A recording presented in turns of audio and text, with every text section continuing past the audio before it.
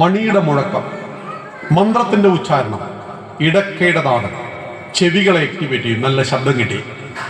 എള്ള്, നെയ്യ്, നാളികേരം, ഇതാണ് ഗണപതി ഹോമത്തിന് കത്തിക്കുക. മിക്കവാറും ക്ഷേത്രങ്ങളിൽ രാവിലെ ഗണപതി ഹോമം ഉണ്ടാവും, അല്ലെങ്കിൽ തത്തുല്യമായ പൂജയുണ്ടാവും. അപ്പോൾ എള്ളും നെയ്യും നാളികേരവും അഗ്നിക്ക് കൊടുക്കുമ്പോൾ അത് ശുദ്ധമായ പ്ലാവിന്റെ വിറകിലാണ് കൊടുക്കുക.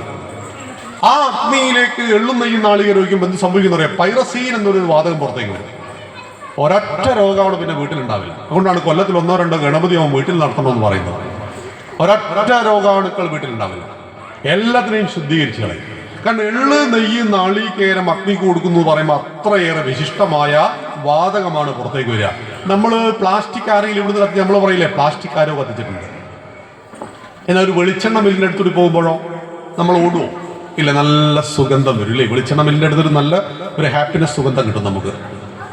എള്ളും നെയ്യും നാളികേരത്തിന്റെയും പുക മനസ്സിലേക്ക് മൂക്കിലേക്ക് വരുന്നു. അപ്പൊ നമ്മുടെ മൂക്കിന് ഏറ്റവും നല്ല മണം കിട്ടി. കുടിക്കുവാൻ തുളസി തീർത്ഥം മുഴുവനും കുടിക്കണം.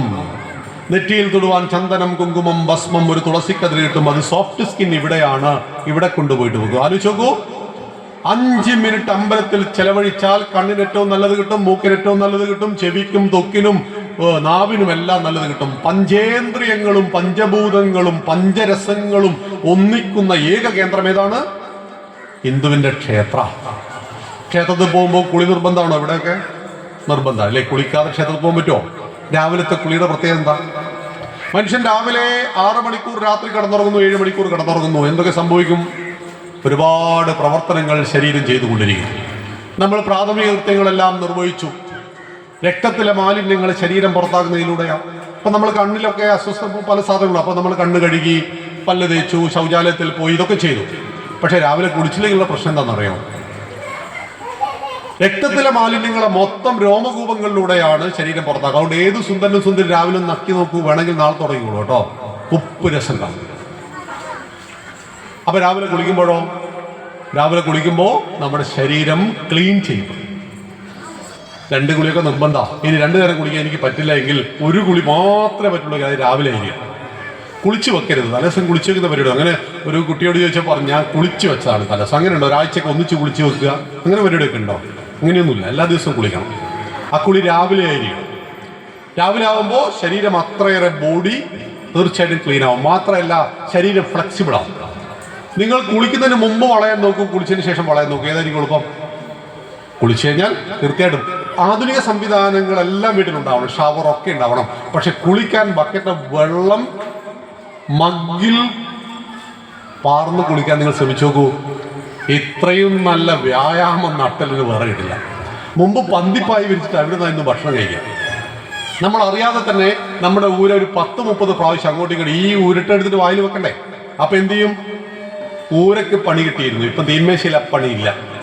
കുളി ഷവറിന് തുറന്നു വെക്കലാണ്. ചില ആളുകളൊക്കെ ചില ആളുകൾ കിടന്നു എണീക്കലാണ്. മനസ്സിലായില്ല? സോപ്പിന്റെ പൊടി വരെ അതിൽ കലക്കി വെച്ചിട്ടുണ്ടാവും. അതിൽ കിടക്കുക, എണീക്കുക.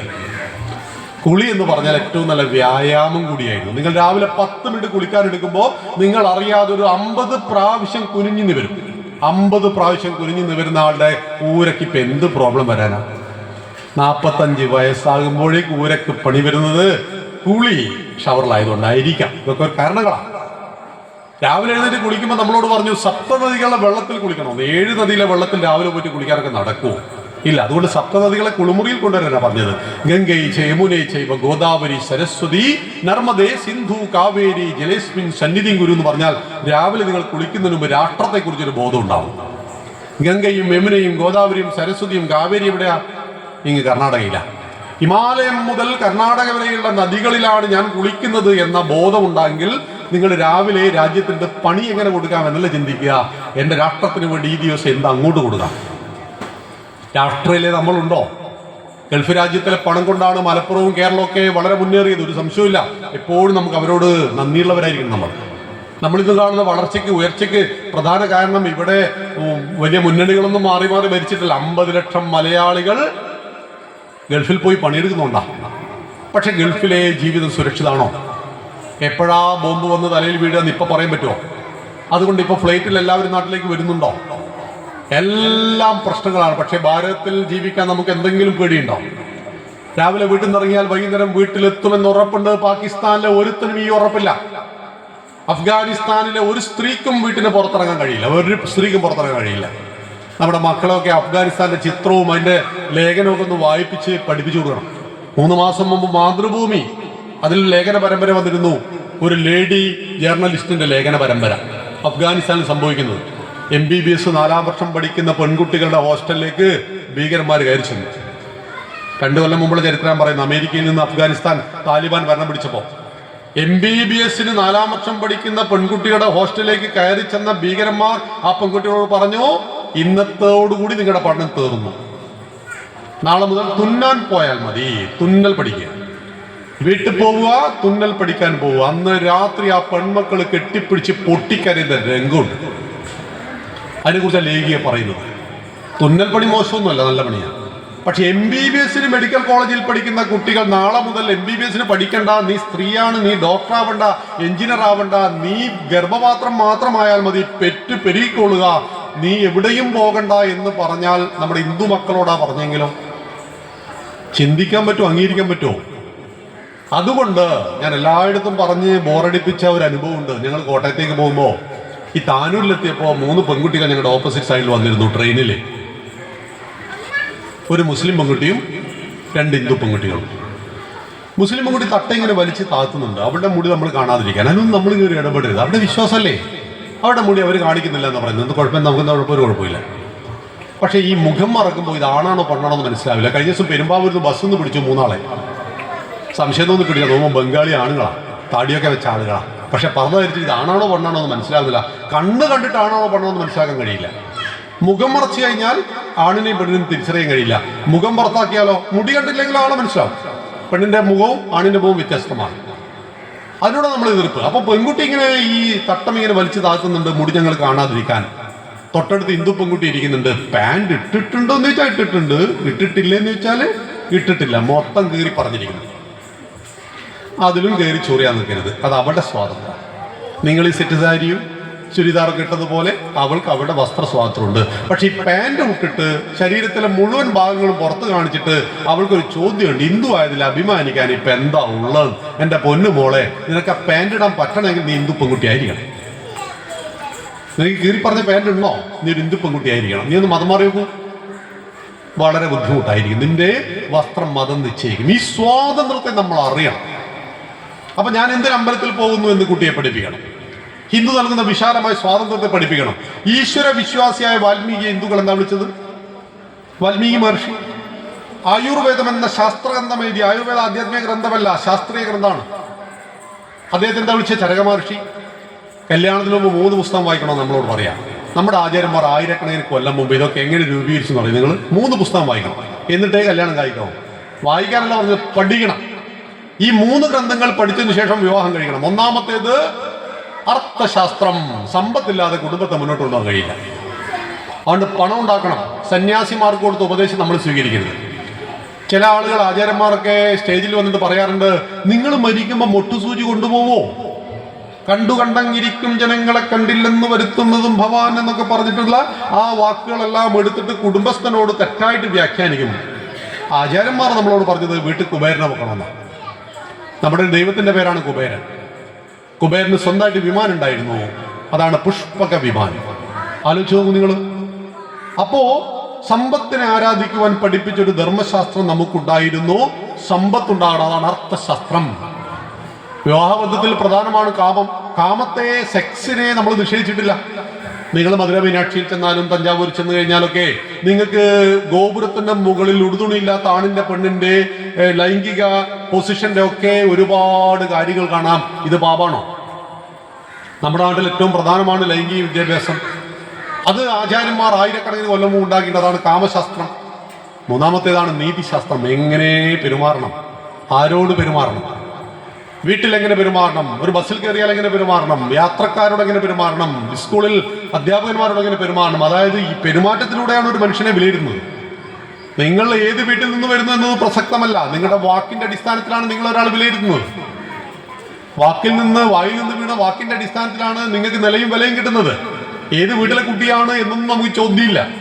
ചില ആളുകളെ 10 മിനിറ്റ് സംസാരിച്ചാൽ വീട്ടിൽ വന്ന 10 മിനിറ്റ് സംസാരിച്ച് തിരിച്ചു പോകുമ്പോൾ നമ്മൾ പറയും ഇയാൾ വീണ്ടും വന്നിരുന്നെങ്കിൽ. ചില ആളുകൾ വീട്ടിൽ വന്ന് 10 മിനിറ്റ് സംസാരിച്ച് തിരിച്ചു പോയാൽ നമ്മൾ പറയും ഭഗവാൻ ഇനി ഒരിക്കലും ഈ സാധനം ഇങ്ങോട്ട് വരാതിരുന്നെങ്കിൽ. ഇത് മൊത്തം പരദൂഷണേ പറയും, കുറ്റങ്ങളും കുറവുകളും മാത്രമേ പറയുള്ളൂ. അപ്പം നെഗറ്റീവായിട്ടുള്ള ചിന്ത നമ്മുടെ തലച്ചോറുണ്ടാവും. പോസിറ്റീവും നെഗറ്റീവും ഉണ്ട്. വാക്കിലൂടെയാണ് പോസിറ്റീവും നെഗറ്റീവും കിട്ടുന്നത്. ഒരാളെ നമ്മൾ വിലയിരുത്തുന്നത് അയാളുടെ വാക്കിലൂടെ. രൂപം കൊണ്ടും വസ്ത്രം കൊണ്ടൊക്കെ ബാഹ്യമായ ആകർഷണം തോന്നും. കാണാൻ സുന്ദരിയാണ്, സുന്ദരനാണ്, നല്ല ഡ്രസ്സാണ്, നല്ല ചുരിദാറാണ്, നല്ല പാൻ്റാണെന്നൊക്കെ പറയും. പക്ഷെ വായിലെ നാൾ തുറന്ന് 10 മിനിറ്റ് ശേഷം നമ്മളെക്കുറിച്ച് ആൾ എന്ത് പറയുന്നു എന്നതാണ് നമ്മുടെ വ്യക്തിത്വം. ആള് കൊള്ളാട്ടോ, ആള് കൊള്ളാം, നല്ല തറവാടിയാണെന്ന് പറയും. ചില ആളുകൾ 10 മിനിറ്റ് സംസാരിച്ച് നമ്മൾ വാടക തീർക്കും. തറവാടിലെ വാടക എടുത്തിടില്ലേ, ആളൊരു തറയാണ് എന്ന് പറയും. ആലോചിച്ച് നോക്കുക. അപ്പൊ വാക്കിനെ വാണി എന്നും വാണിയെ സരസ്വതി എന്നും വിളിച്ചതാണ് നമ്മുടെ സംസ്കാരമെങ്കിൽ ക്ഷേത്രം ക്ഷയാത് ത്രായതേ ഇതി ക്ഷേത്ര, സർവനാശങ്ങളിൽ നിന്നും എന്നെ രക്ഷിക്കുന്നു. എൻ്റെ ചിന്തയുടെ നാശം, എൻ്റെ വാക്കിന്റെ നാശം, എൻ്റെ പ്രവൃത്തിയുടെ നാശം, ഈ നാശങ്ങളിൽ നിന്ന് എന്നെ രക്ഷിക്കുന്ന കേന്ദ്രമാണ് ക്ഷേത്രം എന്ന് നമ്മളെ പഠിപ്പിക്കുന്നു. അപ്പൊ ക്ഷേത്രം എന്ന വാക്കിന്റെ അർത്ഥം ക്ഷയാത് ത്രായതേ ഇതി ക്ഷേത്ര. ഇനി ദൈവങ്ങൾ. ദൈവം എന്ന വാക്കിന്റെ അർത്ഥം എന്താ? ദ്യോതനാത് ദൈവ, പ്രകാശിപ്പിക്കുന്നതെന്തോ അതാകുന്നു ദൈവം. നമ്മുടെ ഉള്ളിൽ അസുരനുണ്ട്, ദേവനുണ്ട്. നിങ്ങൾക്ക് 2 വയസ്സ് പ്രായമുള്ളൊരു കുട്ടി ഈ മഞ്ചേരി ടൗണിൽ വെച്ച് നിങ്ങളുടെ നേരെ കൈ കാണിച്ചിട്ട് പറഞ്ഞു 2 ദിവസമായിട്ട് വല്ലതും കഴിച്ചിട്ട് അമ്മ വല്ലതും തരണേന്ന് പറഞ്ഞു. നിങ്ങളുടെ ഉള്ളിൽ എന്ത് വികാരം ഉണ്ടാകുക? വെറുപ്പാണോ? അല്ല. കുട്ടിയെ 2 തല്ല് കൊടുക്കാൻ തോന്നുമോ? ഇല്ല.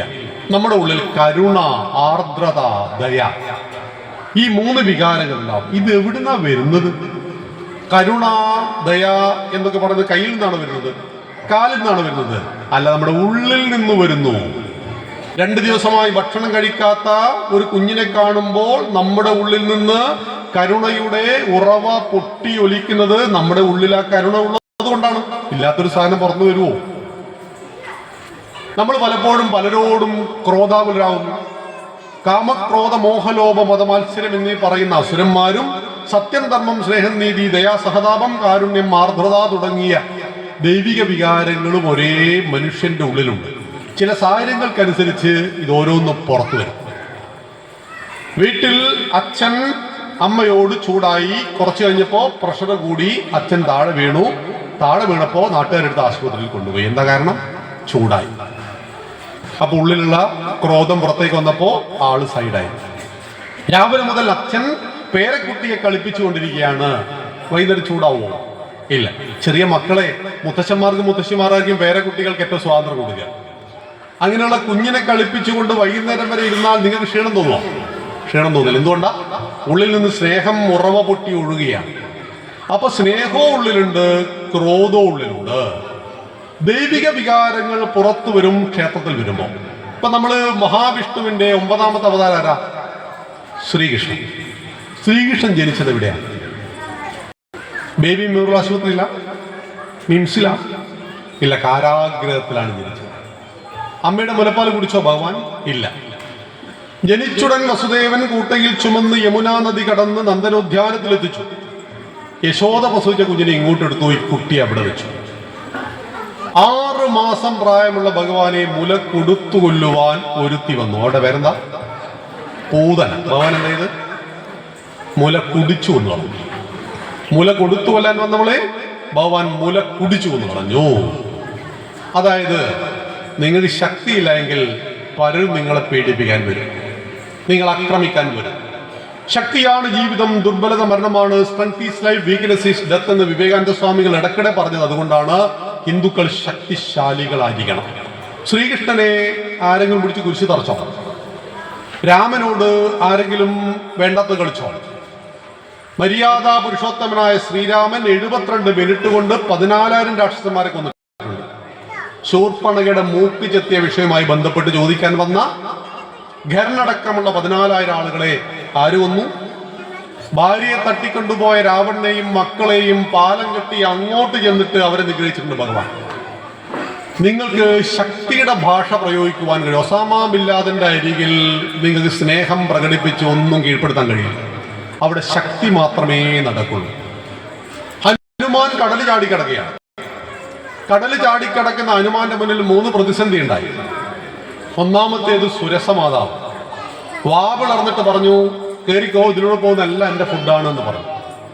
ഹനുമാൻ ശരീരം വലുതാക്കി, സുരസ വാ വലുതാക്കി. ഹനുമാൻ വീണ്ടും ശരീരം വലുതാക്കി, സുരസ വാ വലുതാക്കി. ഒരു രക്ഷയില്ല.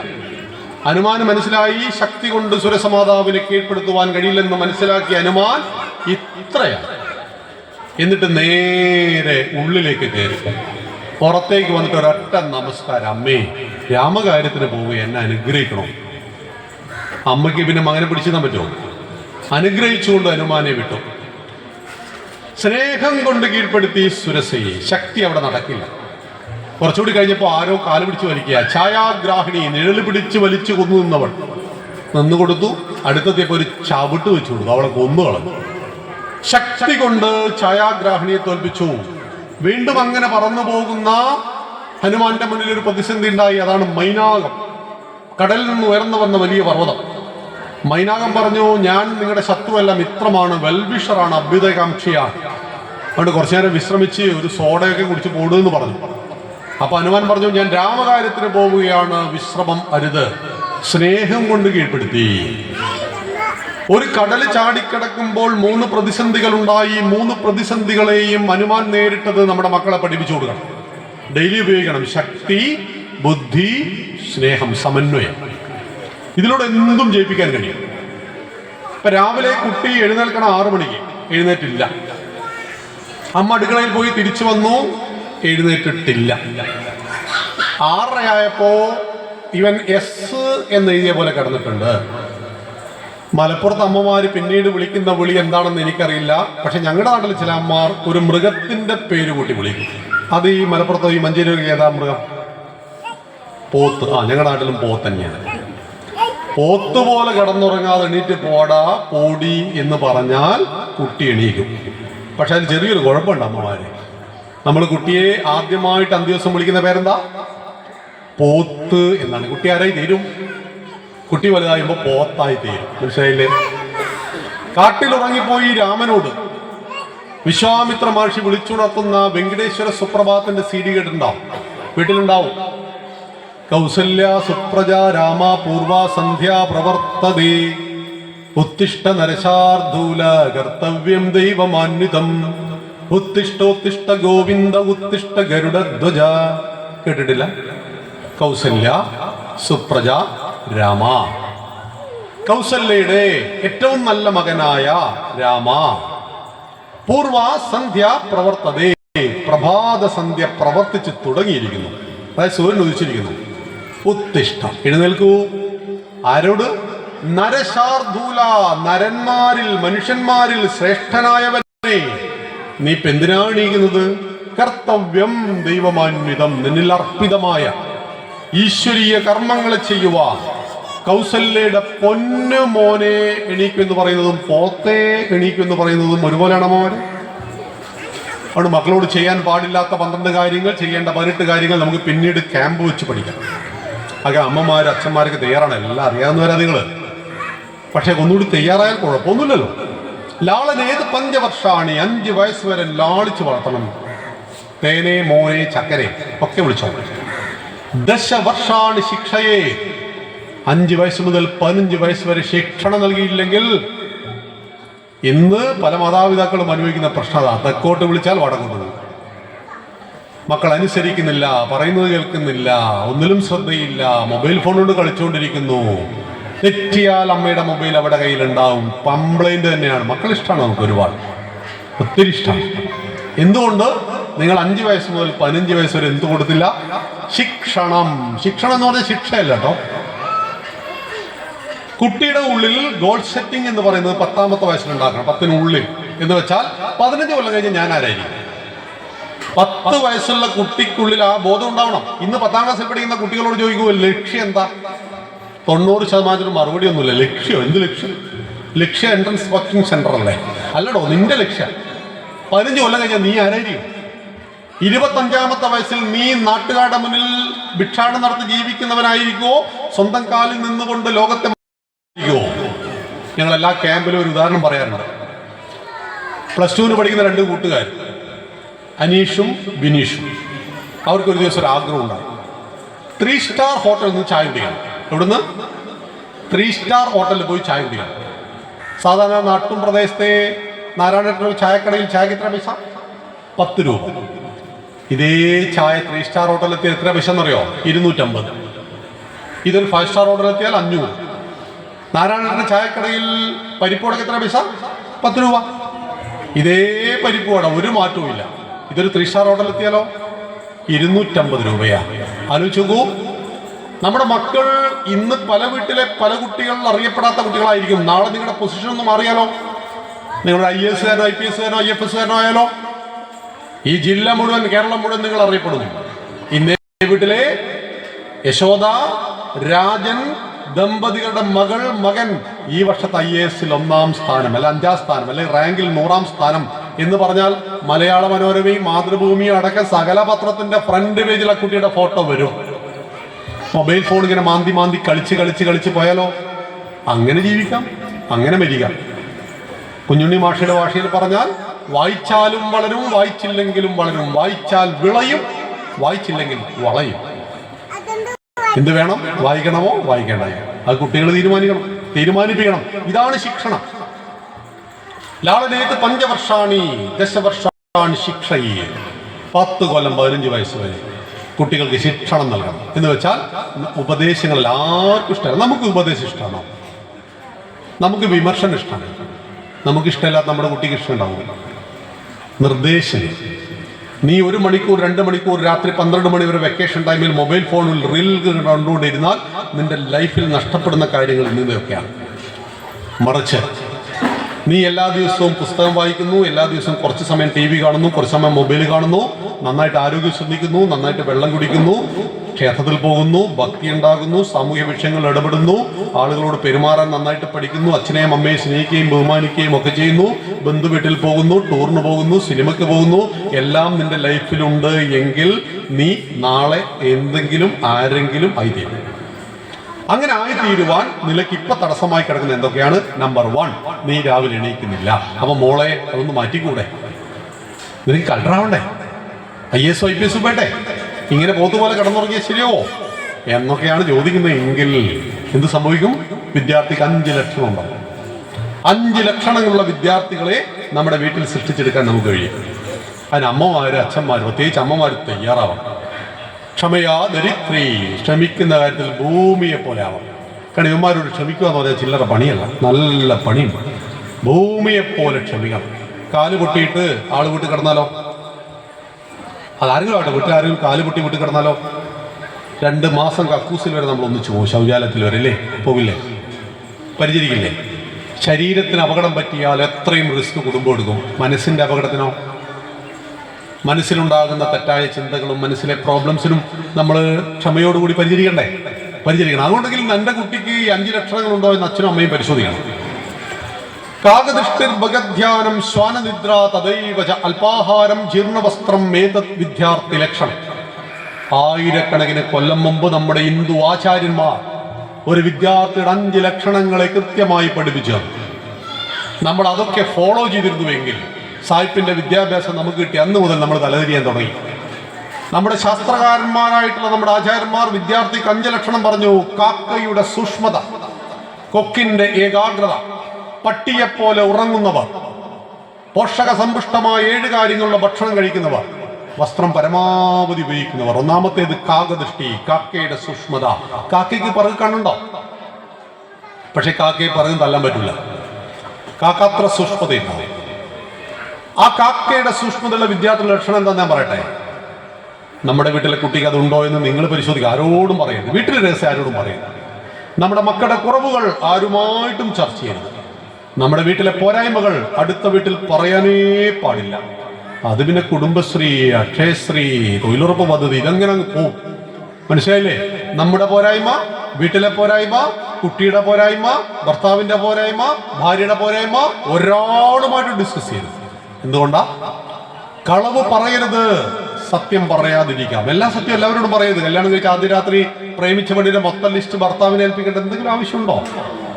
ഭാര്യ ഏൽപ്പിക്കേണ്ട ആവശ്യമില്ല. ചില സത്യങ്ങൾ നമുക്കൊപ്പം മണ്ണിടിയാണ്. ചില സത്യങ്ങൾ ആരോടും പറയാൻ പറ്റാത്ത, കളവ് പറയരുത്, സത്യം പറയാതിരിക്കാം. അപ്പൊ നമ്മുടെ കുട്ടിക്ക് എന്തെങ്കിലും പോരായ്മ ഉണ്ടെങ്കിൽ അത് ആരോടും ഡിസ്കസ് ചെയ്യരുത്, കൗൺസിലറോട് മാത്രം പറയാം. എന്താ കൗൺസിലിംഗ്? അല്ലെങ്കിൽ അഭ്യുദയകാംക്ഷിയായ ഗുരുനാഥനോട് പറയാം, അഭ്യുദയകാംക്ഷിയായ ബന്ധുവിനോട് പറയാം. അതാണ് അഭ്യുദയകാംക്ഷി. നമ്മുടെ കുട്ടിയുടെ വളർച്ച ആത്മാർത്ഥമായിട്ട് ആഗ്രഹിക്കുന്നു, നമ്മുടെ കുട്ടി എന്തെങ്കിലും ഒന്ന് ആയിത്തീരണമെന്ന് ആത്മാർത്ഥമായിട്ട് ആഗ്രഹിക്കുന്ന ആളോട് മാത്രമേ കുട്ടിയുടെ പോരായ്മകൾ, അതായത് പോരായ്മ എന്ന് വെച്ചാൽ പരിഹരിക്കേണ്ട കാര്യങ്ങൾ പറയാൻ പാടുള്ളൂ എന്നറിയണം. അപ്പൊ നമ്മുടെ കുട്ടിക്ക് കാകദൃഷ്ടി, കാക്കയുടെ സൂക്ഷ്മതയുള്ള കുട്ടിയുടെ ലക്ഷണം ഇതാണ്. മൊബൈൽ ഫോണുകൊണ്ട് കളിക്കും, സിനിമയ്ക്ക് പോകും, ഒക്കെ ചെയ്യും. പക്ഷെ പരീക്ഷയുടെ റിസൾട്ട് വന്നാൽ ഒന്നാം സ്ഥാനത്തായിരിക്കും,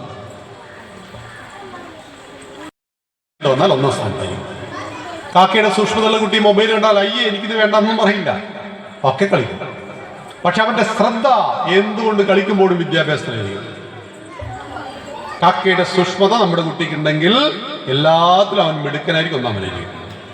ഇപ്പൊ SSLCയുടെ റിസൾട്ട് വന്നു, A+ കിട്ടിയ കുട്ടികളുടെ ഫോട്ടോ ആണല്ലോ ഞങ്ങളുടെയൊക്കെ നാട്ടിൽ ബാനറിൽ കാണുന്നത്.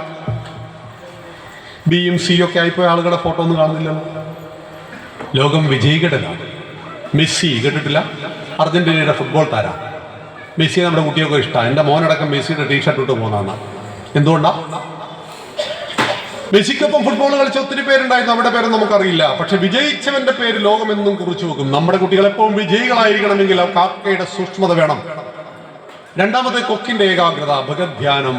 കൊക്കെങ്ങനെയാ മീൻ പിടിക്കുക? വയലിൽ വന്ന് ഒറ്റക്കാലിൽ നിന്ന് മറ്റേ കാല് പൊക്കി വെച്ച് കണ്ണടച്ച് കളയും. അപ്പൊ മീനുകൾ കരുതും ഇയാൾ ഉറക്കിലാണ്, അടുത്ത് വരും, ഏറ്റവും വലുതിനെ കുത്തിയെടുക്കും. വലിയ ലക്ഷ്യങ്ങൾ വേണം. അതുകൊണ്ടാണ് കേരളത്തിലെ 14 ജില്ലയിലും സങ്കല്പ IAS-ഉമായി ചേർന്ന് കോച്ചിങ് ക്ലാസ് നടത്തിയതിന് ശേഷം ഞാൻ ഇവിടത്തേക്ക് വരുന്നത്. 10-15 ദിവസം ഞാൻ വീട്ടിൽ നിന്ന് ഇറങ്ങിയതാണ്. നിങ്ങളുടെ 5-ാം തീയതി ആയിരുന്നു പരിപാടി. ഈ 23-നായിരുന്നു കൊല്ലം ജില്ലയുടെ. 2000 പേരെ കുട്ടികൾ എല്ലാ ക്യാമ്പിൽ ചേർത്ത് പങ്കെടുത്തു. നമ്മുടെ കുട്ടികൾക്ക് സ്വപ്നമുണ്ട്. എന്താ സ്വപ്നം? കലക്ടറാവണം. ഇപ്പൊ എന്താ ചെയ്യേണ്ടത്? അമ്പലത്തിൽ പോയിട്ട് എല്ലാ ദിവസവും ഭഗവാൻ എന്നെ കളക്ടറാക്കും എന്ന് പറഞ്ഞാൽ ഭഗവാൻ കളക്ടറാക്കും. IAS-ന്റെ പരീക്ഷ എഴുതണ്ടേ? സിവിൽ സർവീസ് പരീക്ഷ എഴുതണ്ടേ? സിവിൽ സർവീസ് പരീക്ഷ എഴുതുവാൻ കുട്ടി എന്തൊക്കെ ചെയ്യണം? 8-ാം ക്ലാസ് മുതൽ അതിന്റെ ട്രെയിനിങ് ഇപ്പോൾ കൊടുത്തുകൊണ്ടിരിക്കും. 8-ാം ക്ലാസ് തുടങ്ങണം, 13 വയസ്സും തുടങ്ങണം. നമ്മുടെ കുട്ടികൾ നന്നായിട്ട് ബൈഹാർട്ട് പഠിക്കുന്നവരാണ്, പക്ഷെ അവർ ഇന്റർവ്യൂവിൽ പൊട്ടിപ്പോകുന്നു. എന്താ സംഭവം? സഭാകമ്പം. മൈക്കിലൂടെ സംസാരിക്കാൻ കഴിയുന്നില്ല, ആളുകളോട് കണ്ണിൽ നോക്കി സംസാരിക്കാൻ കഴിയുന്നില്ല. മൈക്കിലൂടെ സംസാരിക്കാൻ പറയുമ്പോൾ വിറയൽ, വയറ്റുന്നൊരു കാളൽ, മൂത്രശങ്ക, ഇതൊക്കെ എങ്ങനെ മാറ്റും? അഭ്യാസേന ദുഃഖൗന്ധേയ ഗീതയിൽ ഭഗവാൻ പറയുന്നുണ്ടല്ലോ. നിരന്തര പരിശീലനം, കുട്ടിക്ക് നിരന്തര പരിശീലനം കൊടുത്തുകൊണ്ടിരിക്കണം. വലുതിനെ കൊത്തിയെടുക്കണം. അതായത് ഇന്ന് 15 വയസ്സുള്ള ഒരു കുട്ടി ചിന്തിക്കുകയാണ് 25-ാമത്തെ വയസ്സിൽ ഞാൻ ആരായിരിക്കും. അപ്പൊ ഗോൾ സെറ്റ് ചെയ്തു. ആ കുട്ടി അതിനുവേണ്ടി തയ്യാറായി. 21 വയസ്സ് പൂർത്തിയായി 32 വയസ്സ് വരെ ഒരു ഡിഗ്രിയുള്ള ഏതൊരു കുട്ടിക്കും IAS-ന്റെ IPS-ന്റെ സിവിൽ സർവീസിന്റെ പരീക്ഷ എഴുതാം. നമ്മുടെ രാജ്യത്തെ നിയന്ത്രിക്കുന്നത് മുഖ്യമന്ത്രിയും പ്രധാനമന്ത്രിയും ഒന്നുമല്ല കേട്ടോ, ഇവന്മാരാ, ബ്യൂറോക്രാറ്റുകൾ എന്ന് പറയും. ഇന്നലെ വരെ നമ്മുടെ മുഖ്യമന്ത്രി ശ്രീ പിണറായി വിജയനായിരുന്നു. ഇപ്പൊ മുഖ്യമന്ത്രി ആരാ? VD സതീശനായി. 5 കൊല്ലം കൂടുമ്പോൾ മാറ്റൂലേ നമ്മള്? ഇല്ലേ? 5 കൊല്ലം കൂടുമ്പോൾ ഭരണാധികാരിയെ മാറ്റും. നിങ്ങളുടെ നാട്ടിലെ കലക്ടറെ മാറ്റാൻ നമുക്ക് പറ്റുമോ? പോലീസ് കമ്മീഷൻ മാറ്റാൻ പറ്റുമോ? അല്ല, അവരാണ് തീരുമാനിക്കുന്നത് ഈ രാജ്യം എങ്ങനെ. അപ്പോൾ നമ്മുടെ കുട്ടികൾ 10 കൊല്ലം കഴിഞ്ഞാൽ നമ്മൾ ഉദ്ദേശിക്കുന്നത് കേരളത്തിൽ നിന്ന് 500 കുട്ടികളെങ്കിലും നമ്മുടെ ധർമ്മത്തിൽ വിശ്വസിക്കുന്ന, രാഷ്ട്രത്തിൽ അഭിമാനിക്കുന്ന, നമ്മുടെ സനാതന ധർമ്മമായതിൽ ഞാൻ അഭിമാനമുണ്ടെന്ന് പറയുന്ന കുട്ടികൾ എന്ത് ചെയ്യണം? IAS-കാരും IPS-കാരും IFS-കാരും IRS-കാരൊക്കെ ഉണ്ടാവണം. അവനാണ് ഫോറസ്റ്റ് നിയന്ത്രിക്കുന്നത്. IFS എന്താ? ഇന്ത്യൻ ഫോറസ്റ്റ് സർവീസാണ്, ഇന്ത്യൻ ഫോറിൻ സർവീസുമാണ്. ധാർമ്മിക ബോധമില്ലാത്തവൻ IFS-കാരനായാൽ കാട് മൊത്തം വെട്ടിത്തെളിക്കപ്പെടും. ഇപ്പം എല്ലാ മേഖലയിലും നമ്മുടെ കുട്ടികൾ വേണം. 8-ാം ക്ലാസ്സിന് മേലെ ഉള്ള കുട്ടികൾക്കാണ് ഈ പരിശീലനം കൊടുക്കുന്നത്. വൈഭവം എന്ന് പറഞ്ഞാൽ കുട്ടിയെ വൈഭവത്തിലേക്ക് ഉയർത്തണം. കുട്ടിയുടെ 2-ാമത്തെ ലക്ഷണം എന്താ? ഭഗധ്യാനം, കൊക്കിന്റെ ഏകാഗ്രത. 3-ാമത് ഞാൻ പറഞ്ഞു പട്ടിയെ പോലെ ഉറങ്ങണം. വിദ്യാർത്ഥി ഉറക്കത്തിലും ഉണർന്നിരിക്കണം, രാവിലെ എണീക്കണം. രാവിലെ എണീച്ച് പഠിക്കുന്നതും രാത്രി പഠിക്കുന്നതും തമ്മിൽ ശരിക്കും 2 മണിക്കൂറിന്റെ ഗ്യാപ്പ് ഉണ്ടാവും. രാവിലെയാണ് ഫലങ്ങൾ കായ്ക്കുന്നത്, പൂക്കൾ വിടരുന്നത്, അന്തരീക്ഷത്തിൽ ഏറ്റവും കൂടുതൽ ഓക്സിജൻ വർദ്ധിച്ചിരിക്കുന്നത്. അതാണ് ബ്രഹ്മമുഹൂർത്തം എന്ന് ഹിന്ദുവിന്റെ ഭാഷയിൽ പറയും. സൂര്യൻ ഉദിക്കുന്നതിന്റെ 42 മിനിറ്റ് മുമ്പ് ബ്രഹ്മമുഹൂർത്തം അവസാനിക്കും. ആ വിദ്യാർത്ഥി കടന്നുറങ്ങേണ്ടവരല്ല, പഠിക്കേണ്ടവൻ പഠിക്കേണ്ട കാലത്ത് പഠിക്കണം. വിദ്യാർത്ഥിയുടെ സുഖം, സുഖാർത്ഥിയുടെ വിദ്യ. വിദ്യാർത്ഥിക്ക് സുഖയില്ല കേട്ടോ, സുഖാർത്ഥിക്കൊട്ട് വിദ്യയുമില്ല. വിദ്യാർത്ഥിക്ക് സുഖയില്ല, സുഖാർത്ഥിക്ക് വിദ്യയുമില്ല. മെഡിക്കൽ കോളേജിൽ നിങ്ങൾ MD-ക്കും MBBS-നും പഠിക്കുന്ന കുട്ടികൾ എത്ര മണിക്കൂർ ഉറങ്ങുന്നുണ്ടെന്ന് ചോദിക്കും. 3-4 മണിക്കൂർ 3-4 മണിക്കൂർ കൂടുതൽ അവർ ഉറങ്ങില്ല. എന്താ, MD പഠിക്കുന്ന കുട്ടി അപ്പോൾ കിടന്നുറങ്ങിയാൽ അവൻ നല്ല ഒരു ഭിക്ഷക്കുവരൻ ഡോക്ടറായിട്ട് തിരിച്ചു വരുമോ? ഇല്ല. ഭഗധ്യാനം, ശ്വാനനിദ്ര, അല്പാഹാരം, നമ്മുടെ മക്കളുടെ ബോഡി സ്കാനിങ് എന്ന് പറയുന്ന ഒരു സംവിധാനമുണ്ട്. അതായത് അവിടെ ഹൈറ്റ് വെയിറ്റ് ഈക്വൽ ആണോ നോക്കണം. ശരീരത്തിലെ 12 കാര്യങ്ങൾ നോക്കും. അതായത് മിക്കവാറും പിള്ളേർ 160 സെന്റിമീറ്റർ ഹൈറ്റ് ഉണ്ടെങ്കിൽ എത്ര കിലോ വേണം അമ്മമാരെ നമ്മുടെ കുട്ടി? ആണോ പെണ്ണോ ആവട്ടെ. 150 സെന്റിമീറ്റർ ഹൈറ്റുള്ള എൻ്റെ മകന്റെ വെയിറ്റ് എത്രയായിരിക്കണം? 50 കിലോ. 100 കുറക്കുക. ഹൈറ്റിൽ നിന്ന് 100 കുറക്കലാണ് വെയിറ്റ്. എന്ന് വെച്ചാൽ 160 കിലോ ഭാരമുണ്ട് എൻ്റെ കുഞ്ഞ്, ആൺകുട്ടിയോ പെൺകുട്ടിയോ ആവട്ടെ, അവൻ 60 കിലോ ഭാരം വേണം. 80% പിള്ളേർ 40, 45, 38 ഉള്ള ആളുകളുണ്ടായിരുന്നു. ഒന്നും കഴിക്കുന്നില്ലേ? സോമാലിയാണോ ഇത് എന്ന് തോന്നിപ്പോകും. എന്താ പ്രശ്നം? ഹൈറ്റും വെയിറ്റും ഏറെക്കുറെ ഈക്വൽ ആയിരിക്കണം. നമ്മുടെ മക്കൾക്ക് പലതിനെക്കുറിച്ചും ബോധമുണ്ട്. നിങ്ങൾ മൊബൈലൊക്കെ ഒന്ന് കേടായിപ്പോയിട്ട് അവന്മാരെ കൈ കൊടുത്തു നോക്കും, മിനിറ്റ് റെഡിയാക്കി തരും. അവർ ടൈപ്പിംഗ് ഒക്കെ ചെയ്യുന്ന കണ്ടല്ലേ, നിങ്ങൾ ഞെട്ടിപ്പോവും നമ്മൾ. പക്ഷേ നിന്റെ ശരീരഭാരത്തിനനുസരിച്ച് എത്ര ലിറ്റർ വെള്ളം നീ കുടിക്കണമെന്ന് ചോദിച്ചാൽ അതിന് മറുപടി. നീ 60 കിലോ ഭാരമുണ്ട്, നീ പെർ ഡേ എത്ര ലിറ്റർ വെള്ളം കുടിച്ചിരിക്കണം. നിന്റെ ബുദ്ധി പ്രവർത്തിക്കുന്ന വെള്ളത്തിലാണ്, നിന്റെ ശക്തി സ്രോതസ് വെള്ളമാണ്, നിന്റെ ഹൃദയത്തിന്റെ ആരോഗ്യം വെള്ളത്തിലാണ്. നിനക്ക് ആരോഗ്യപൂർണ്ണം ഭാവിയിൽ ജീവിക്കണമെങ്കിൽ നീ ഡെയിലി വെള്ളം കുടിക്കുന്നവനായിരിക്കണം. നമുക്ക് എല്ലാവർക്കും ബാധ കേട്ടോ. 20 കിലോ ഭാരത്തിന് 1 ലിറ്റർ വെള്ളം, 40 കിലോ ഭാരമുള്ള കുട്ടി 2 ലിറ്റർ വെള്ളം, 60 കിലോ ഭാരമുള്ള കുട്ടി 3 ലിറ്റർ വെള്ളം പെർ ഡേ കുടിക്കണം. കുട്ടികൾ കുടിക്കാറുണ്ടോ? നമ്മൾ ഉറപ്പിക്കാറുണ്ട് അമ്മമാരെ. അതുകൊണ്ട് അമ്മമാർ ഒരു കാര്യം ദയവായിട്ട് ചെയ്യണം. വെള്ളം കുടിക്കാൻ മലപ്പുറത്ത് കിണറ്റ് ചാടേണ്ട ആവശ്യമൊന്നുമില്ലല്ലോ. ഇല്ല, കുട്ടികൾ എവിടെയെല്ലാം പെരുമാറുന്നു അവിടെ എല്ലാം വെള്ളം വെക്കണം. തീന്മേശയിൽ വെള്ളം ഉണ്ടാവും, അടുക്കളയിൽ വെള്ളം ഉണ്ടാവും, പഠിക്കുന്ന സ്ഥലത്ത് വെള്ളം വെക്കണം. രാത്രി ഉറങ്ങാൻ കിടക്കുമ്പോൾ വെള്ളത്തിന് ദാഹം വന്നു, അടുക്കളയിൽ പോയി കുടിക്കണം എന്ന് പറഞ്ഞാൽ നമ്മളെന്താ തീരുമാനിക്കുക? ഇപ്പൊ തൽക്കാലം കുടിക്കണം തീരുമാനിക്കും അല്ലേ? എന്നാൽ ഒരു കയ്യെത്തുന്ന ദൂരത്ത് വെള്ളം ഉണ്ടെങ്കിലോ? വെള്ളം കുടിക്കണം, വെള്ളം പോലെ യൂറിനും പുറത്തേക്ക് പോകണം. വെള്ളത്തിന്റെ നിറത്തിൽ യൂറിൻ പുറത്തേക്ക് പോകണം. ആരോഗ്യകാര്യം 7 കാര്യങ്ങൾ, അതാണ് അല്പാഹാരം. 7 കാര്യങ്ങൾ ഭക്ഷണത്തിൽ വേണം. Water, carbohydrate, fat, proteins, minerals, vitamins and fibre. 7 കണ്ടന്റുകളുടെ ഭക്ഷണം മക്കൾക്ക് കൊടുക്കണം. എള്ള് കൊടുക്കണം, നിലക്കടല കൊടുക്കണം, നെയ്യ് കൊടുക്കണം, നെല്ലിക്ക കൊടുക്കണം. അൽഫാമും കുഴിമന്തിയും ഷവർമയും മാത്രം കൊടുത്താൽ മതി.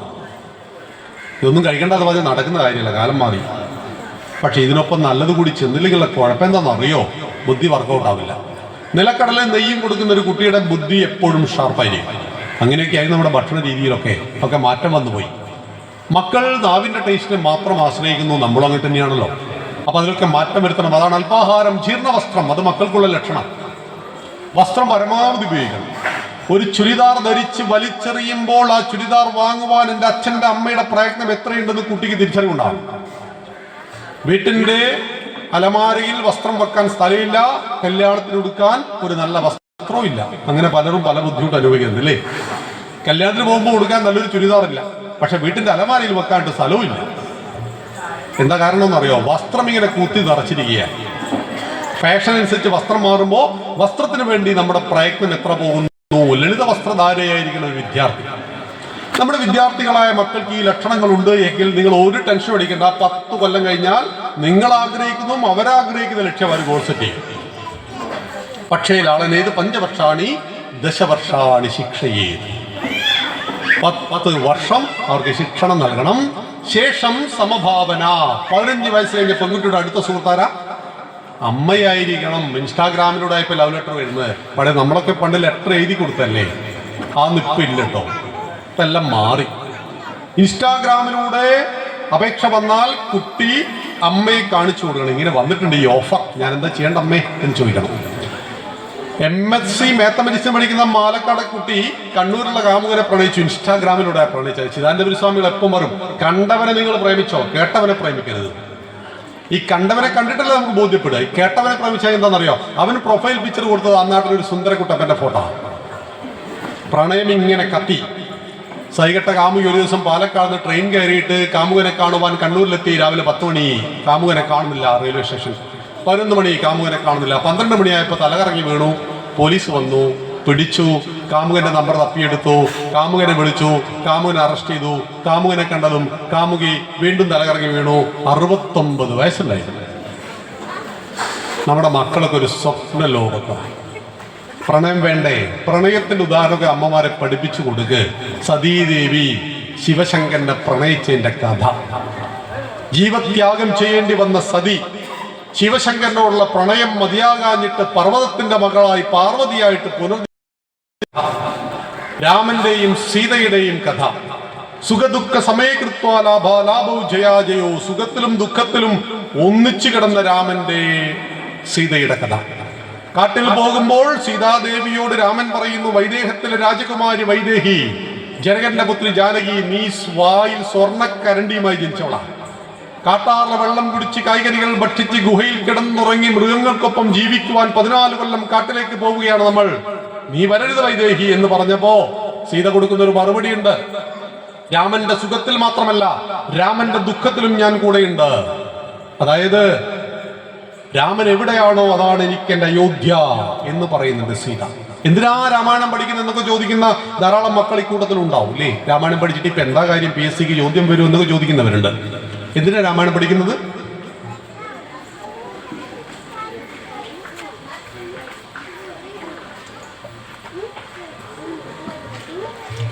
നമ്മുടെ സമയം ആയോ? ഇല്ല. ഭക്ഷണം വിശക്കുന്നുണ്ടോ? നോക്കി വാസന കേട്ടോ, കാമണിക്കൂടെ നമുക്ക് തീർക്കാം. എന്തിനാ ഇപ്പൊ രാമായണം പഠിക്കുന്നത്? രാമായണം പഠിച്ചിട്ട് എന്താ കാര്യം? ചില ആളുകൾ ചോദിക്കുക, ഖുറാൻ പഠിച്ചിട്ട് എന്താ കാര്യം എന്നൊരു മുസ്ലിം കുട്ടി ചോദിക്കില്ല. ബൈബിൾ പഠിച്ചിട്ട് എന്താണ് കാര്യം എന്നൊരു ക്രിസ്ത്യൻ കുട്ടി ചോദിക്കില്ല. നമ്മൾ ഹിന്ദു കുട്ടികൾ മാത്രം ചോദിക്കുന്ന ചോദ്യമാണ് രാമായണം വായിക്കേണ്ട പ്രായത. ഒരു 30-40 വയസ്സൊക്കെ പ്രായമുള്ള യുവതി യുവാക്കളുടെ ഒരു ക്യാമ്പയിൻ നടത്തിക്കൊണ്ടിരിക്കുകയാണ്. അപ്പോൾ ഒരു രാമായണത്തെ കുറിച്ച് ഞാനിങ്ങനെ വാദോരാതെ സംസാരിച്ചുകൊണ്ടിരിക്കുമ്പോൾ ഒരു 30-35 വയസ്സ് തോന്നിക്കുന്ന ഒരു യുവതി എഴുന്നേറ്റ് എന്ന് പറയാം, എനിക്കതിൻ്റെ പ്രായമായിട്ടില്ല. എൻ്റെ പ്രായം രാമായണം വായിക്കേണ്ട പ്രായമായിട്ടില്ല. ഏതാ പ്രായം? 60. മുട്ടുവേദന, ഊരവേദന, നടക്കാൻ പറ്റുന്നില്ല, മുടിയൊക്കെ ഇങ്ങനെ നന്നായിട്ട് വെളുത്ത് വന്നു കഴിഞ്ഞാൽ കാച്ചിയ എണ്ണയൊക്കെ തേച്ച് സായം സന്ധ്യയിൽ നിലവിളക്കിന്റെ മുന്നിൽ കുട്ടിയെ ഇരുത്തിക്കൊണ്ട് മുത്തശ്ശി വായിക്കുന്ന പുസ്തകത്തിന്റെ പേരാണ് രാമായണം. മുത്തശ്ശിമാർ വായിച്ചില്ലെങ്കിലും കുഴപ്പമില്ല, പിള്ളേരെ കൊണ്ട് വായിപ്പിക്കണം. അതുകൊണ്ട് ഈ ജൂലൈ മാസം കർക്കിടക മാസത്തിൽ ശ്രീരാമരാജ്യം പ്രോഗ്രാം വരെ ഈ അമ്പല കമ്മിറ്റി ഒരു 250 പിള്ളേരെ സംഘടിപ്പിക്കണം. നമുക്ക് ഒന്നിച്ചു നടത്താൻ വേണമെങ്കിൽ. രാമായണം പഠിപ്പിക്കാൻ 300 ടീച്ചേഴ്സ് ഉണ്ട് നമ്മുടെ കൂടെ. ഞങ്ങൾ 2024 ഒരാഗ്രഹം വന്ന പത്തനംതിട്ടയിൽ രാമായണ സംഗമം നടത്തുന്ന സമയത്ത് അവിടുത്തെ രാമായണ സംഗമത്തിൽ 10-65 കുട്ടികൾ ഇരുന്ന് രാമായണം വായിക്കുന്നത്. ബാക്കി എല്ലാ സ്ഥലത്തും കാണുന്ന മുത്തച്ഛനും മുത്തശ്ശിയാണ് വായിക്കുന്നത്. അപ്പൊ നമ്മൾ ചിന്തിച്ചു, മക്കളെ പഠിപ്പിക്കേണ്ട ഇത് രാമായണത്തിന്റെ ഉന്നതമായ മൂല്യങ്ങൾ നമ്മുടെ മക്കളുടെ ഉള്ളിലേക്ക് 10 വയസ്സിന്റെ ഉള്ളിൽ 15 വയസ്സിന്റെ ഉള്ളിൽ എത്തിക്കണമെന്ന ആഗ്രഹത്തോടു കൂടി രാമായണ ടീച്ചേഴ്സിനെ സംഘടിപ്പിച്ച് 78 പേര് റെഡിയായി പഠിപ്പിക്കാൻ വന്നു. 2200 കുട്ടികളെ പഠിപ്പിച്ചു. അതിൽ 100-200 കുട്ടികളെ പിന്നെ കണ്ടില്ല. 1500ഓളം കുട്ടികൾ കൃത്യമായിട്ട് രാമായണം പഠിപ്പിച്ചു.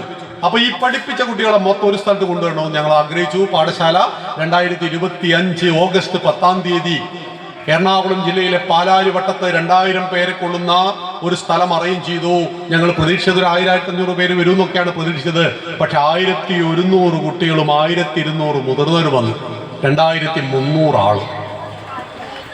നിങ്ങൾ ജനൻ TV-യിലും റിപ്പോർട്ടർ ചാനലിലും എല്ലാം ഉണ്ടായിരുന്നു. അത് നമ്മുടെ മക്കൾ ഇരുന്നങ്ങ് വായിച്ചു രാമായണം. അപ്പോഴാണ് ഞങ്ങൾ 2026 കർക്കിടകം ഇതാ ജൂലൈ 15 വരും, ആഗസ്റ്റ് 16 വരെ ഉണ്ട്. ഇതിനിടയിൽ നമ്മൾ ഡേറ്റ് നിശ്ചയിച്ചിട്ടുണ്ട്. എപ്പോഴാണ് നിരീക്ഷിച്ചത് നമ്മുടെ പരിപാടി? ഓഗസ്റ്റ് 8 അല്ലേ? ഓഗസ്റ്റ് 8-നാണ് മലപ്പുറം ജില്ലയുടെ പരിപാടി. നമ്മൾ ആഗ്രഹിക്കുന്ന 1000 കുട്ടികൾ ഒന്നിച്ച് രാമായണം വായിക്കണം. മുതിർന്നവർക്ക് എത്രയും വരെ ഒരു കുഴപ്പമില്ല, നിങ്ങൾക്ക് രാമായണം പഠിച്ചവല്ലേ, വായിക്കാം. 1000 കുട്ടികളെ രാമായണം പഠിപ്പിക്കാൻ വേണ്ടി 300ഓളം ടീച്ചേഴ്സും റെഡിയാണ് കേരളത്തിൽ. നമ്മുടെ മക്കളെ പഠിപ്പിക്കണം. എന്തിനാ പഠിപ്പിക്കുന്നതെന്നറിയോ? രാമായണം പഠിച്ചുകൊണ്ട് ഇപ്പൊ എന്താ കാര്യം? പറഞ്ഞ വാക്ക് പാലിക്കാൻ വേണ്ടി ഹൃദയം പൊട്ടി മരിച്ചുപോയ ഒരു രാജാവിന്റെ ചരിത്രമാണ് രാമായണം. വാക്കിന്റെ വില. കൈകയോട് വേണമെങ്കിൽ ദശരഥന് പറയാൻ പോയി പണി നോക്കുക, ഞാൻ അങ്ങനെ പലതും പറയും. ഇന്ന് പല ഭർത്താക്കന്മാരും പറയുന്നത് പോലെ എനിക്ക് സൗകര്യമില്ല പറഞ്ഞ വാക്ക് പാലിക്കാൻ, നീ പറ്റുന്ന പോലെ ചെയ്യടി എന്ന് വേണമെങ്കിൽ കോസല രാമരാജ്യത്തിന്റെ ചക്രവർത്തി പറഞ്ഞാൽ കൈകയ്ക്ക് ഒരു ചുക്കും ചെയ്യാൻ കഴിയില്ല, ഒന്നും ചെയ്യാൻ പറ്റില്ല. കൈയുടെ കാൽക്കൽ വീണ് പൊട്ടിക്കരഞ്ഞ് ദശരഥൻ പറയുന്നു, നിന്റെ വാക്കൊന്നും മാറ്റിപ്പിടിക്കൂ, ഭരതനെ രാജാവാക്കാം, രാമനെ കാട്ട് പറഞ്ഞേക്കാൻ പറയരുത് കൈകേയി. അപ്പോൾ ചോദിക്കുന്നുണ്ട്, നിങ്ങൾ ഇക്ഷ്വാകുവംശത്തിലെ രാജാക്കന്മാർ വാക്ക് പറഞ്ഞാൽ പാലിക്കില്ലേ എന്ന്. അപ്പോഴും ദശരഥൻ കരഞ്ഞുകൊണ്ട് പറയാ, ഇക്ഷ്വാകു വംശത്തിലെ രാജാക്കന്മാര് വാക്ക് മാറ്റി പറയണമെങ്കിൽ സൂര്യൻ പടിഞ്ഞാറ് ഉദിച്ചു തുടങ്ങണം. കൈകേയി, നിങ്ങളുടെ വാക്കിന് അത്ര വിലയുണ്ട്. വാക്കിന് വില എപ്പോഴാണോ കളഞ്ഞു വിളിച്ചത് അപ്പോഴാ മുദ്ര പേപ്പർ വന്നല്ലേ. അപ്പൊ തന്നെ ഒപ്പിടണം, സാക്ഷി ഫിംഗർ പ്രിന്റാ വെക്കുക. അതായത് ഒപ്പ് മാറ്റിയിട്ട് കഴിഞ്ഞാലോ വിരല് മാറ്റാനാവില്ലല്ലോ.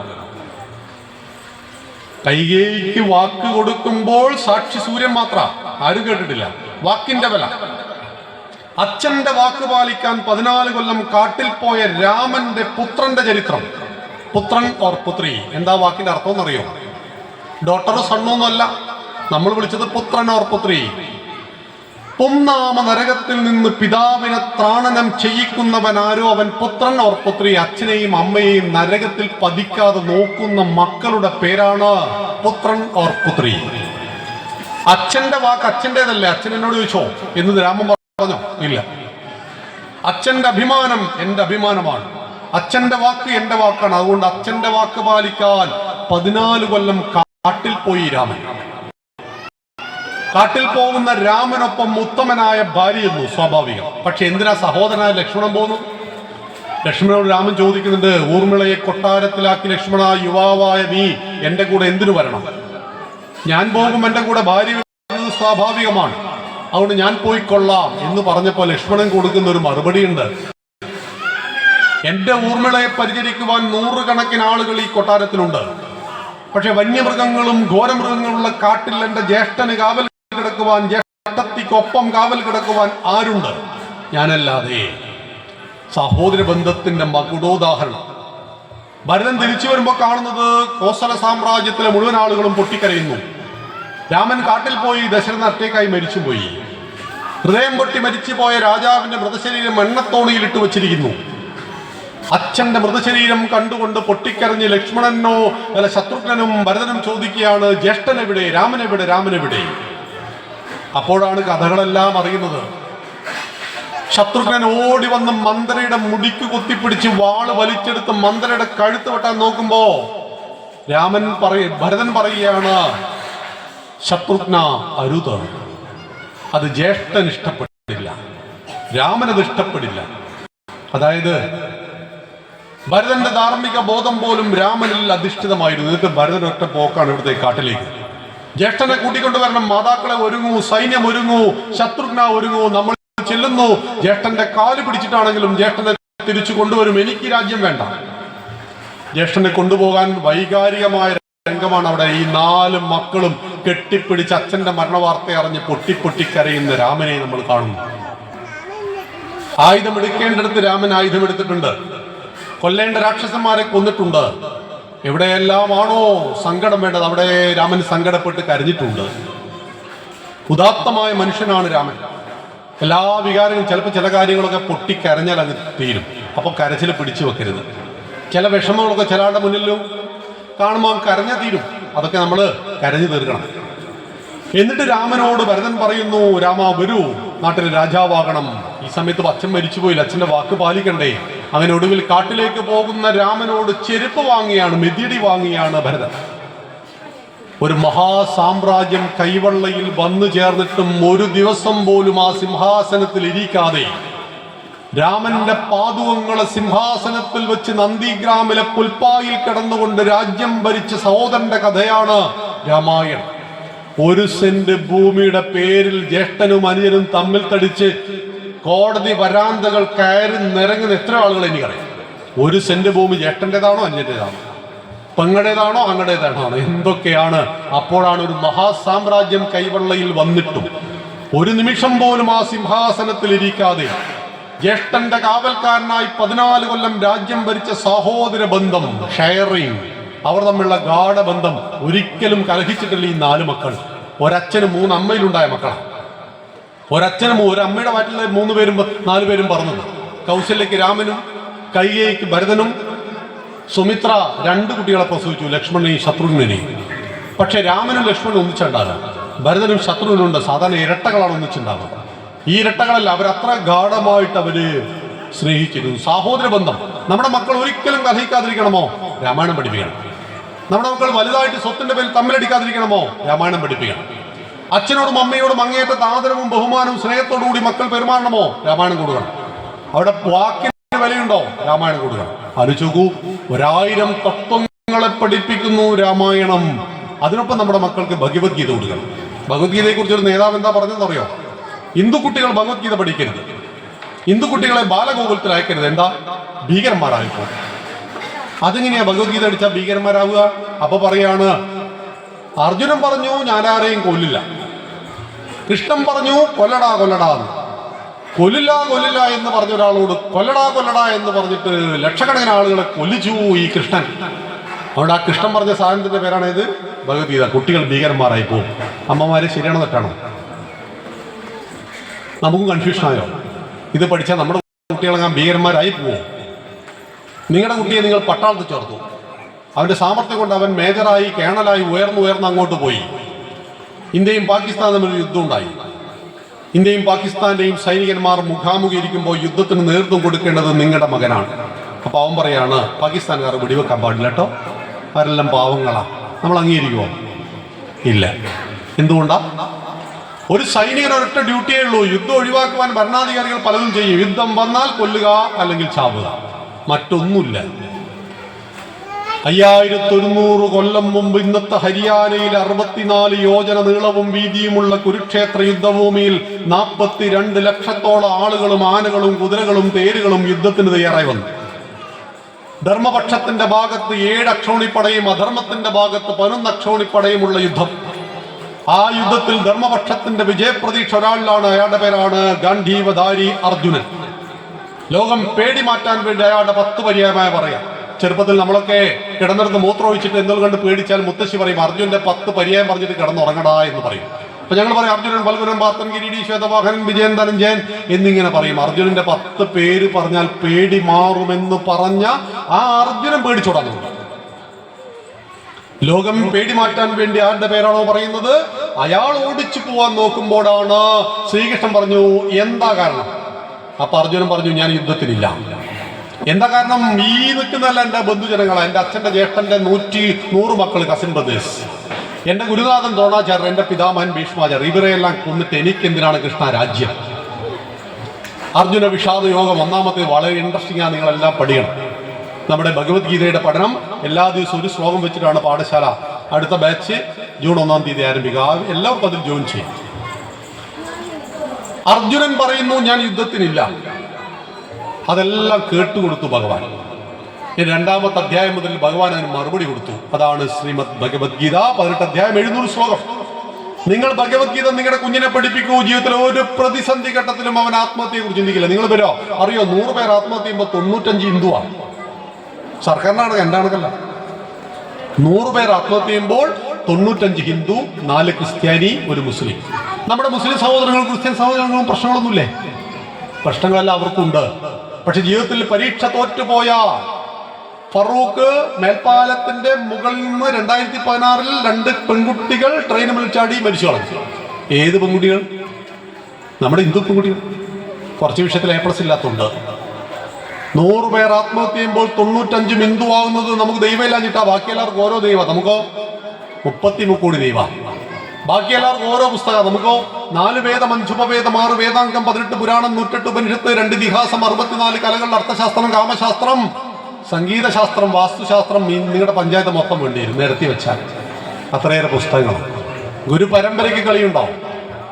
അങ്ങനെ ഗുരുക്കന്മാർ അമൃതാനന്ദമയി അമ്മയായിട്ടും സായിബാബയായിട്ടും രവിശങ്കറായിട്ടും ചിദാനന്ദപുരി സ്വാമികളായിട്ടും സദാശിവ സമാരംഭം ശങ്കരാചാര്യ മധ്യമാം അസ്മദാചാര്യ പര്യന്താം വന്ദേ ഗുരു പരമ്പര. എന്നിട്ടും എന്താ നമ്മളിങ്ങനെ തൂച്ചാവുന്നത്?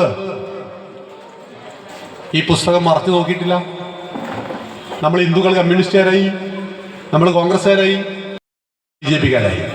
ഭഗവത്ഗീത പഠിച്ചാൽ ഞങ്ങൾ ഭഗവത്ഗീതയുടെ ക്യാമ്പ് നടത്തുക. DYFIക്കാരൻ്റെ പ്രകടനം ഭയത് പറഞ്ഞാൽ ഒരു കുഴപ്പമില്ല, ഒരു പ്രശ്നമില്ല. ക്രിസ്ത്യാനി ഹിന്ദുവിന്റെ വീട്ടിൽ കയറിയിട്ട് ഹിന്ദുവിനെ മതം മാറ്റിയാൽ ഇവനൊരു കുഴപ്പമില്ല. പക്ഷെ ഞങ്ങൾ ഗീതയാ സംഗമം നടത്തുമ്പോൾ അതാ വരുന്നു പ്രകടനം.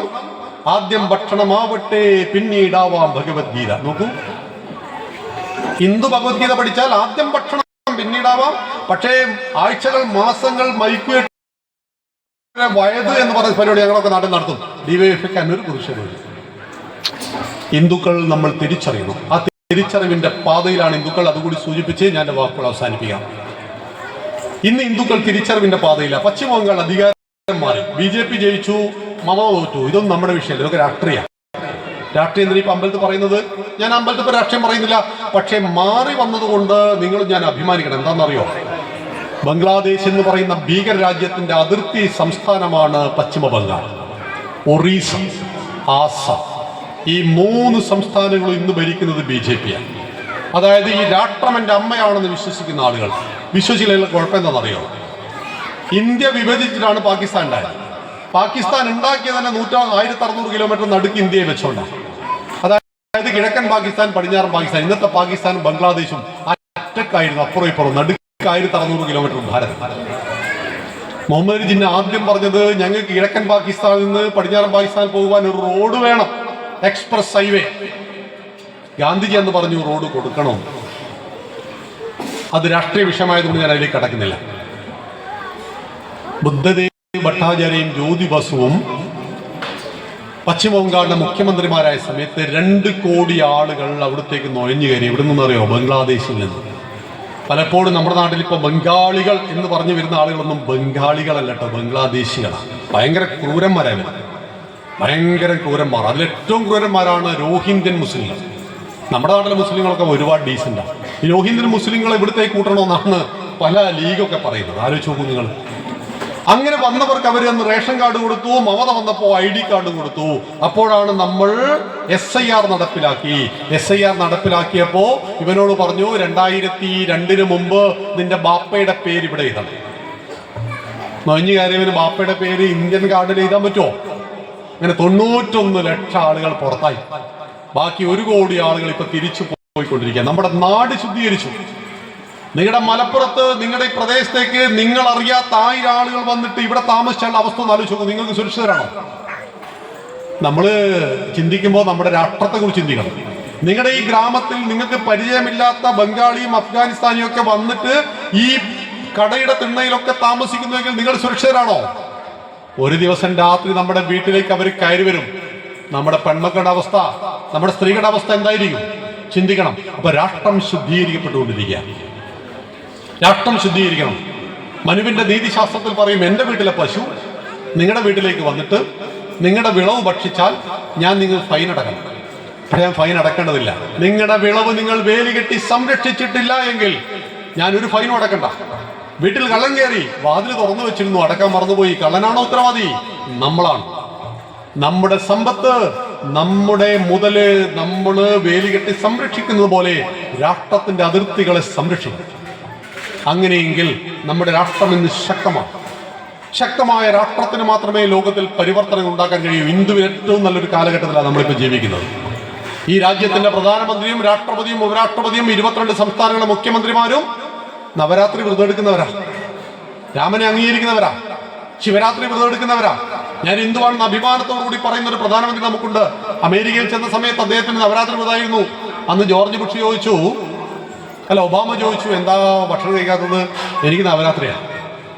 അപ്പൊ മോദിയോട് ഒബാമ ചോദിക്കുകയാണ്, ഇപ്പൊ എന്താ നവരാത്രി? അദ്ദേഹം പറഞ്ഞു കൊടുത്തു, ഇതാണ് നവരാത്രി. എന്റെ വ്രതം വെള്ളം കുടിക്കലാണ്. നിങ്ങൾ വെച്ചിരിക്കുന്ന ഒരു ഫുഡും എനിക്ക് വേണ്ട. ഗംഗയിൽ മുങ്ങിക്കുളിക്കുന്ന ഒരു പ്രധാനമന്ത്രി നമുക്കുണ്ട്. നമ്മൾ ഇന്ന് ഭാഗ്യവാന്മാരാണ്. നമ്മുടെ രാഷ്ട്രം ഇന്ന് ശക്തമാണ്. ഹിന്ദു സമൂഹം ശക്തമാണ്. 500 കൊല്ലം പോരാട്ടത്തിലൂടെ അയോധ്യ നമുക്ക് തിരിച്ചു കിട്ടിയിട്ടുണ്ട്. ആ പോരാട്ട വീര്യം നമ്മുടെ സിരകളിലുണ്ട്. 921 മലപ്പുറം ജില്ലയ്ക്ക് മറക്കാൻ കഴിയില്ല. വെട്ടിച്ചിറയും ചങ്കുവെട്ടിയും നമുക്ക് മറക്കാൻ കഴിയില്ല. എന്തുകൊണ്ട്? കൂട്ടത്തോടുകൂടി ഹിന്ദു വംശഹത്യ നടന്നൊരു സ്ഥലമാണ്.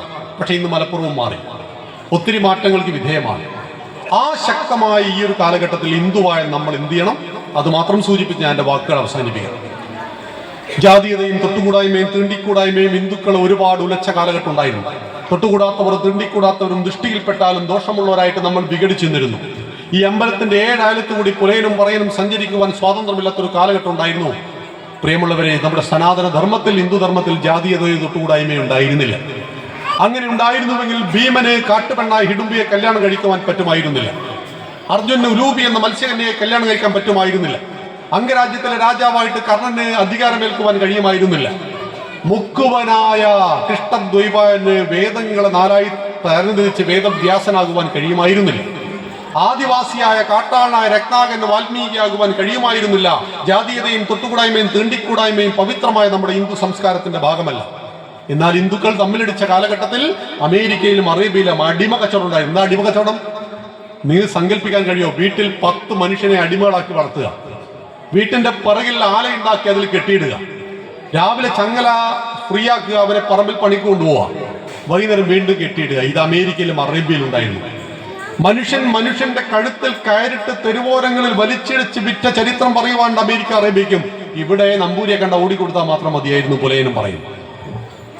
ഇത് അറിവില്ലായ്മ കൊണ്ട് വന്നു ചേർന്നു. ഹിന്ദുക്കൾ അത് മാറ്റി. ശ്രീനാരായണ ഗുരുദേവൻ 36 ക്ഷേത്രങ്ങൾ പ്രതിഷ്ഠിച്ചു. ശ്രീകണ്ഠേശ്വര ക്ഷേത്രം കോഴിക്കോട്, തലശ്ശേരിയിൽ ജഗന്നാഥ ക്ഷേത്രം, കണ്ണൂരിൽ സുന്ദരേശ്വര ക്ഷേത്രം. എന്നാൽ നമ്മുടെ നാട്ടിലെ ഡിവൈഎഫ്ഐക്കാർ ഇപ്പൊ ആര് വേണം? നമ്മുടെ നാട്ടിലെ പുരോഗമനവാദികൾ പറയുന്നു ഗുരുദേവൻ ഹിന്ദു അല്ലട്ടോ, മതേതര സന്യാസി. എന്താ അതിന് പറയാൻ കാരണം? ഒരു ജാതി, ഒരു മതം, ഒരു ദൈവം, മനുഷ്യനെ എന്ന് ഗുരുദേവൻ പറഞ്ഞു. പിന്നൊന്നും പറഞ്ഞില്ലേ?